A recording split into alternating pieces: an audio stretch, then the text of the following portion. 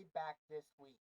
Week 0 kicks off this Saturday, and normally that would be the biggest storyline, but somehow it's not even close. Because right before the season starts, we've got NFL players going back to college, the NCAA's eligibility getting torn apart in court, players making millions of dollars, and somehow the FBI involved with Ole Miss football after Lane Kiffin left for LSU.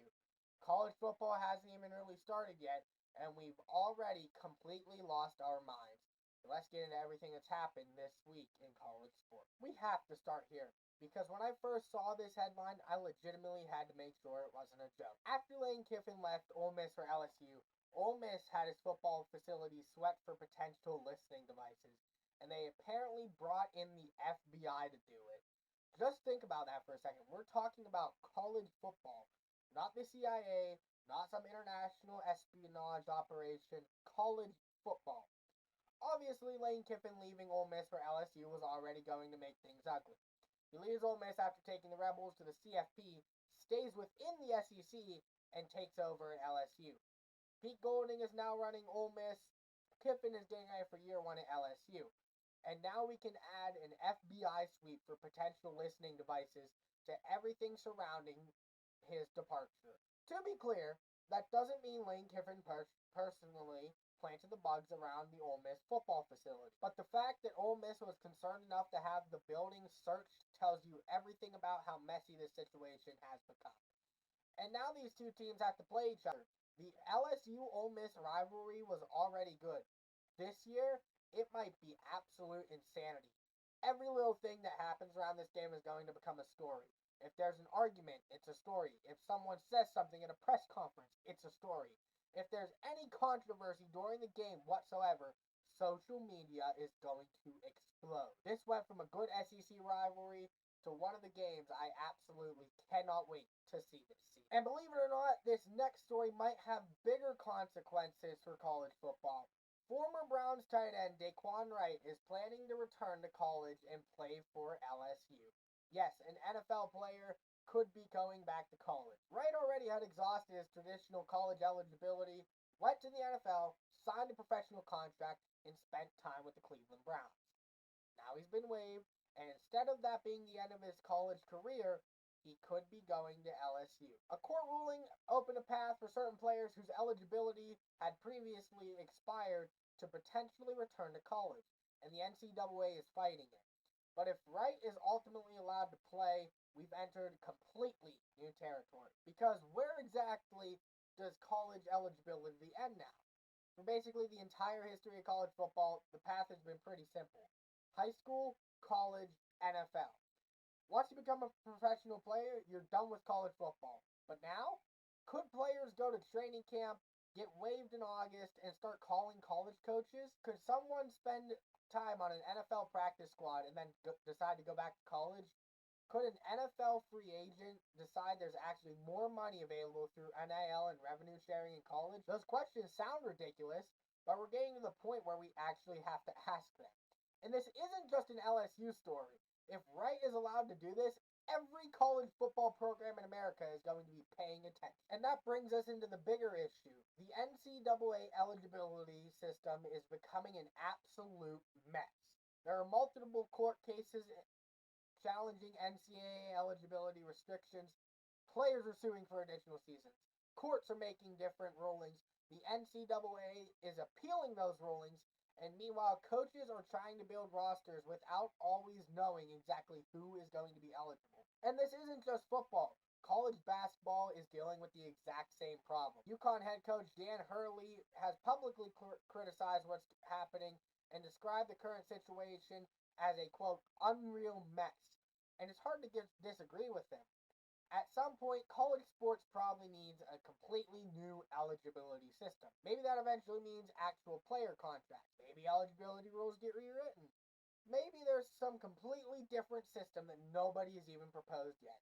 But the current situation doesn't seem sustainable. You can't have every eligibility dispute turning into its own court case. And then we've reached a point where a player can potentially sign an NFL contract, get waived, and then return to college.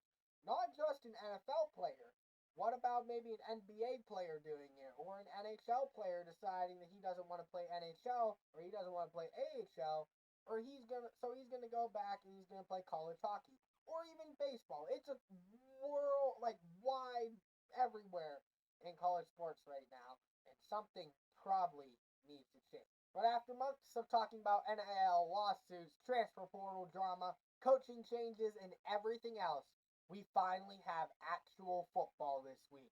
Week 0 of the 2026 college football season kicks off this Saturday, and the showcase takes us across the pond. North Carolina versus TCU in Dublin, Ireland. North Carolina enters year 2 under Bill Belichick, while TCU begins a new era under Matt Campbell. And that's not the only interesting game. We're getting NC State at Virginia right away. An ACC conference game in week 0. No cupcake, no tune-up game. You're immediately playing in a game that matters in the conference standings, in a conference that is so wild every year, and it's almost like a coin flip on who's going to win it. And I'm not giving you any predictions today. That's coming on Thursday. I have my week 0 predictions, who wins these games, and any potential upsets then. So stay tuned for that. For today, I'm just happy we're finally at this point.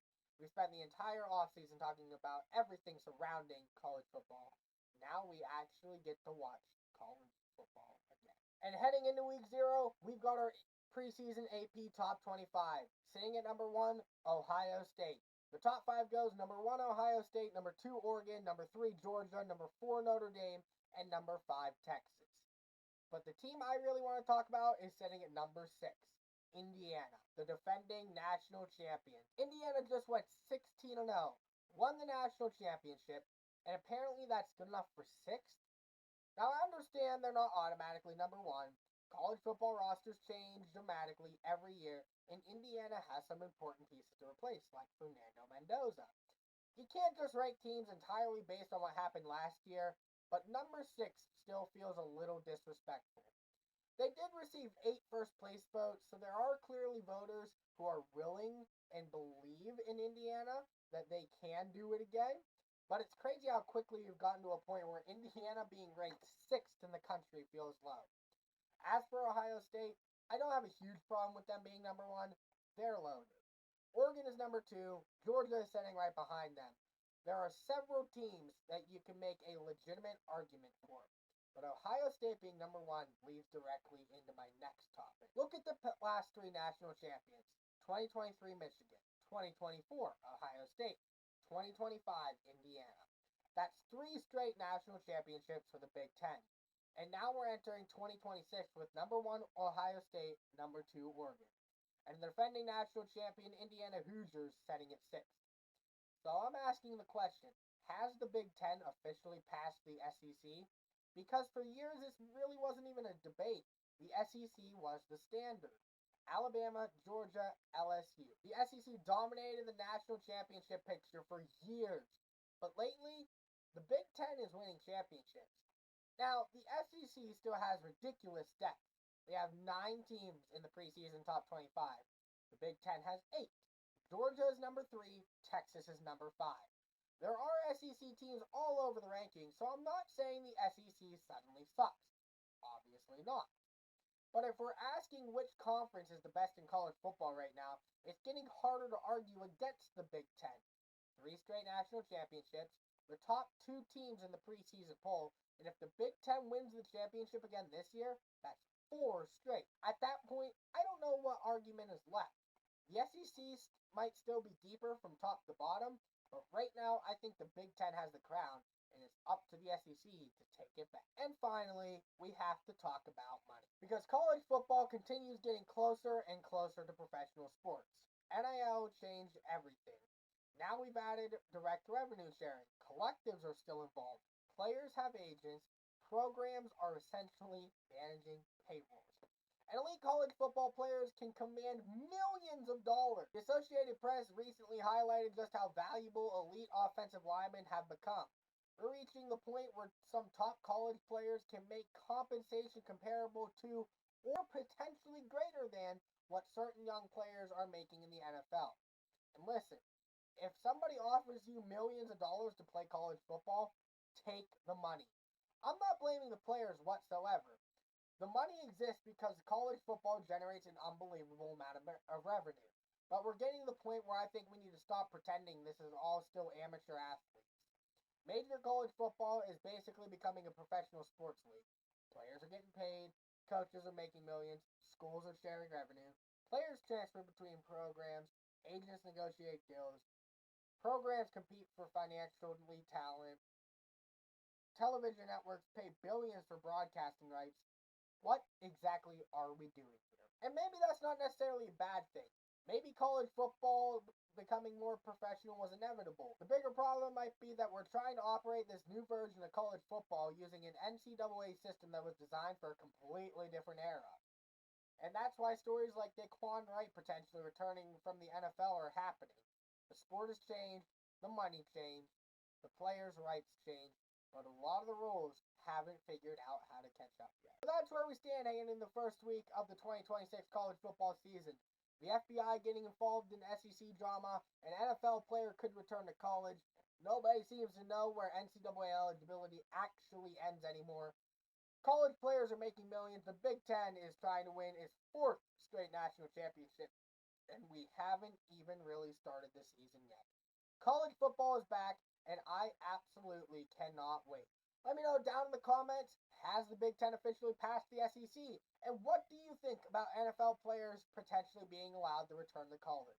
Because if Dae'Quan Wright actually suits up for LSU this season, I have a feeling this isn't going to be the last time we have this conversation. And remember, I'll be back tomorrow with another video, so make sure you're subscribed if you don't want to miss that.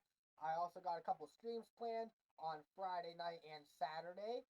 And if you enjoyed the video, leave a like, subscribe if you like college sports. That's all we talk about here. And I'll see you guys tomorrow for another video. Thank you so much for watching.